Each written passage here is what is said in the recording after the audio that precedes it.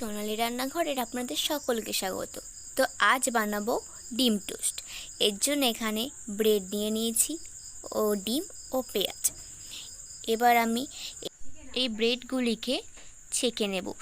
এর জন্য আমি এখানে চাটুতে ব্রেডগুলি একে একে দিয়ে নেব এবং ছেঁকে নেব। তো এখানে দেখো আমি ব্রেডগুলিকে এবার ছেঁকে নিয়ে এবং একটা থালাতে তুলে নিয়েছি। এবার আমি পেঁয়াজগুলিকে কুচিয়ে নিয়েছি।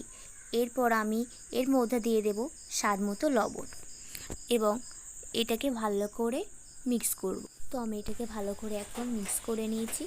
এরপর আমি এর মধ্যে দুটো ডিম ভেঙে ভালো করে মিশিয়ে নেব। ভালো করে ফাটিয়ে নিতে হবে এটা। এরপর আমি এখানে চাটুতে তেল দিয়েছি এবং সেটাকে ভালো করে গরম করতে দিয়েছি।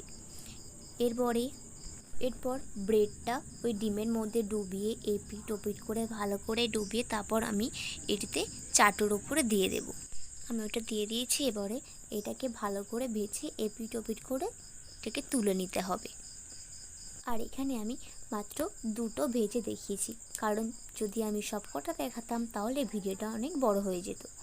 এবং এটাকেও ভালো করে একই রকম করে ভেজে নেব। দেখো, তো আমার এখানে সবগুলো ভাজা হয়ে গেছে। যদি ভিডিওটা ভালো লেগে থাকে তাহলে লাইক, কমেন্ট, শেয়ার, সাবস্ক্রাইব। তো আবার দেখা হচ্ছে অন্য ভিডিওতে। তো ততক্ষণ সবাই ভালো থাকো, সুস্থ থাকুন, টাটা।